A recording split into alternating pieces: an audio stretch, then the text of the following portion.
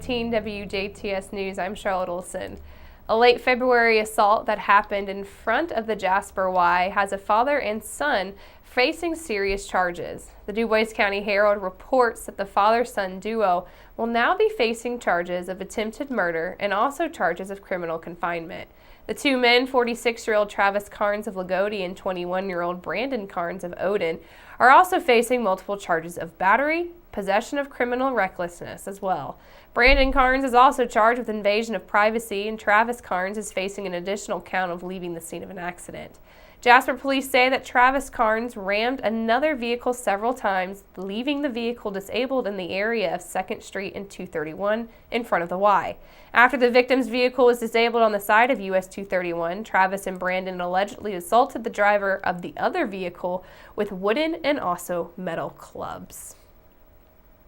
Last night at approximately 8:30, Indiana State Trooper Zachary Fulton stopped the driver of a 2007 Pontiac on South Street near Brewery Street in New Harmony for failing to use a turn signal when required.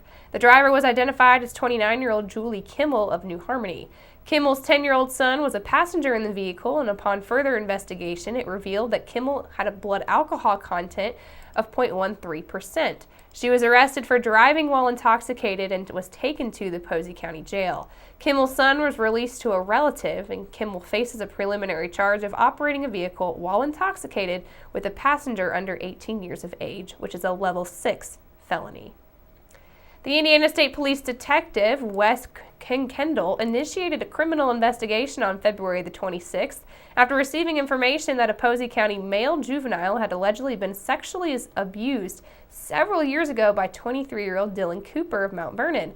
During the investigation, it was revealed that between 2014 and 2015, Cooper had allegedly assaulted the victim on several occasions. At the time of the alleged incidents, the victim was under the age of 14, and Cooper was at least 14 years of age. Wednesday, Detective Kendall served an arrest warrant on Cooper after he agreed to turn himself in at the Posey County Jail. Cooper is currently being held on a $25,000 cash bond and is facing multiple charges, including 2 counts of child molesting, a level 3 and 4 felony, and a level 5 felony count of sexual misconduct with a minor. When ospreys return to Patoka Lake this spring, this will find new nesting platforms, and courtesy of the DuBois County Rural Electric Cooperative. The REC donated 4 platforms and volunteered the labor to install them. These 30-foot platforms will serve as a safe place for osprey to nest away from live power lines. Jacob Dorkels, a lineman with DuBois REC, called it fun and something different. He says that he and other workers don't get to do this kind of project every day, and he says that they really enjoyed it. Ospreys are abundant at Patoka Lake, which created a demand for more platforms. Traditionally, ospreys nest in large dead trees overlooking water, and power lines along the waterways are also appealing to these birds, but are very dangerous. Last year, an osprey pair built nest on power poles along State Road I-164 near the lake, and according to Patoka Lake wildlife specialist Brian Finch, he says that the platforms draw birds from unsafe areas with power lines and create educational opportunities for the Patoka Lake community and visitors. He says they are lucky to have a local cooperative willing to help with some of the conservation initiatives. 2 of the nesting structures are at the intersection of State Roads 145 and 164, and one is along State Road 164 near the Crawford-DuBois County line. Another is at the South Lake Fork State Recreation Area boat ramp, and Patoka Lake itself is located at 3084 North Dillard Road in Birdseye, if you would like to check it out.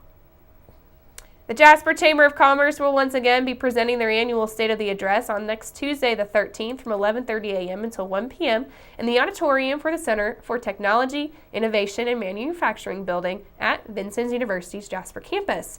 Presenters invited to participate include Jerry Hunefeld, President of the DuBois County Council, DuBois County Commissioners, President Nick Hostetter, Tracy Lorai, and Superintendent of the Greater Jasper Consolidated School Corporation, and also Jasper Mayor Terry Seitz.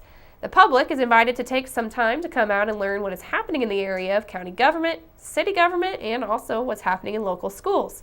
Admission is $10 per person to cover the cost of the lunch, and RSVPs are due by tomorrow. To make a reservation, call the Jasper Chamber of Commerce. That number is 812-482-6866, or email chamber@jasperin.org to make your reservation. And the Jasper Chamber of Commerce will be hosting this 13th annual Jasper Home Expo this weekend. The expo provides a chance for residents to learn more about what their community has to offer. Nearly 60 vendors will be on hand showcasing their local businesses, and this year's expo will take place on Friday, March the 9th from 3 until 7, and Saturday the 10th from 9 until 3 at the St. Joseph Catholic Church Parish Center in Jasper. Vendors will have demonstrations, prizes, and giveaways, and there will also be a grand prize drawing with several items having been donated from vendors. If you have any questions, contact the Jasper Chamber of Commerce at 812-482-6866. The Indiana legislature on Wednesday sent a bill to Governor Eric Holcomb's desk that would require medical providers who treat women for complications arising from abortions to report detailed patient information to the state. Though the bill is not expansive as Indiana abortion laws passed in recent years, some of which have been thrown out in court debate has unfolded along familiar lines. Supporters said that it's necessary to make sure abortions are performed safely. Opponents, meanwhile, argued that it would allow big government meddling in personal affairs while mirroring medical providers and not just abortion clinics and bureaucratic red tape. They also note that abortions have a low complication rate and question why the same reporting requirements aren't mandated for other medical procedures. As Holcomb, a spokesperson for him, would not say whether the Republican governor will sign it, though last year he did sign the abortion restriction bill dealing with parental notification that has been since blocked from taking effect while it was challenged in court. A prosecutor says that the Southern Indiana teacher who left a rifle visible in his pickup truck parked on school grounds will not face charges. Bartholomew County Prosecutor Bill Nash reviewed the Columbus Police Department report about the rifle found last Thursday in Mike Metz's truck and said that he didn't believe that Metz intended to bring the gun to school. Metz, who teaches a construction class at Columbus East High School, told police that he was coyote hunting the night before and mistakenly left the gun in his truck. Police say that 2 students spotted the rifle in the front passenger side of the pickup and reported it to school officials, who then notified police. Bartholomew Consolidated School Corporation officials said that Metz was suspended as the investigation took place. And keep it right here, except next we're going to take a look at your weather summary.